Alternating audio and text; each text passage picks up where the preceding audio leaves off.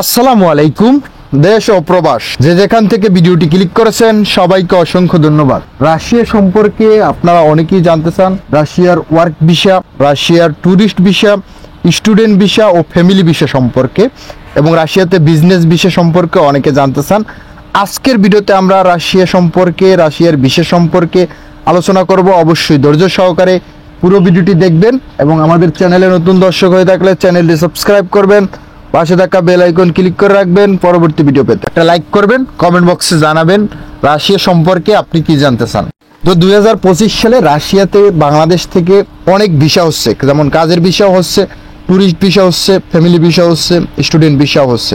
তো ইজিলি 3 থেকে 4 মাসের ভিতরে, আপনার হাইস্ট হলে 5 মাসের ভিতরে ভিসা নিয়ে এখন বর্তমানে বাংলাদেশ থেকে রাশিয়াতে অনেকেই যাচ্ছে। তো রাশিয়াতে এখন বর্তমানে বিভিন্ন রকমের কাজের চাহিদা রয়েছে, যেমন কনস্ট্রাকশন সাইডের কাজের চাহিদা রয়েছে, পাশাপাশি ফ্যাক্টরির কাজের চাহিদা রয়েছে, এর পাশাপাশি যেমন ইলেকট্রিশিয়ান, প্লাম্বার, পাইপ ফিটার, এগুলো হলো কনস্ট্রাকশন সাইডের ভিতরের যে কাজগুলো সেইখানে, এবং ফ্যাক্টরির ভিতরে ফুড প্যাকেজিং, মাংস প্যাকেজিং, বিভিন্ন ধরনের কাজ রয়েছে। এছাড়াও ক্লিনারের কাজ রয়েছে, পাশাপাশি আর্মি ক্যাম্পগুলোতে ক্লিনারের কাজ এবং ক্যান্টিনের যে কাজগুলো রয়েছে সেখানে বিভিন্ন ধরনের যে খাবার সার্ভ করা হয় এই কাজগুলো রয়েছে। রাশিয়াতে এখন বর্তমানে কাজের চাহিদা রয়েছে এই 2025 সালে। তো এখন 2025 সালেও একটু দুর্নীতিও কম হচ্ছে রাশিয়াতে যাওয়ার জন্য।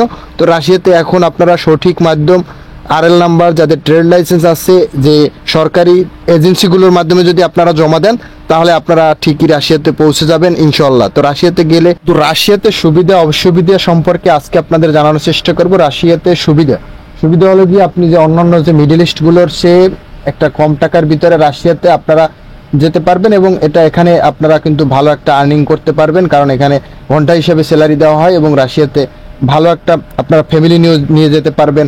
এছাড়াও সেখানে নাগরিকত্ব পাবেন। তো রাশিয়াতে অসুবিধার ভিতরে হয়েছে যাদের রোগ বালাই রয়েছে, যেমন ঠান্ডা, অনেক ঠান্ডা সহ্য করতে পারে না অনেকে, এরকম বরফ পরে রাশিয়াতে, আপনারা জানেন সনব পরে। তো এইগুলোর ভিতরে যারা রয়েছেন, যারা বেশি অসুস্থ, তারা অবশ্যই চিকিৎসা করে তারপরে বাংলাদেশ থেকে রাশিয়াতে যাবেন। তো বিভিন্ন ধরনের অনেকেই অনেক রকম কমেন্টস করতে পারেন আমাদের রাশিয়া সম্পর্কে আপনারা কি জানতে চান, এবং একটা লাইক করে আমাদের উৎসাহিত করতে পারেন। আমাদের চ্যানেলটি সাবস্ক্রাইব করে পাশে থাকা বেল আইকন ক্লিক করে রাখতে পারেন পরবর্তী ভিডিও পেতে। সবাই ভালো থাকবেন, সুস্থ থাকবেন, আল্লাহ হাফেজ।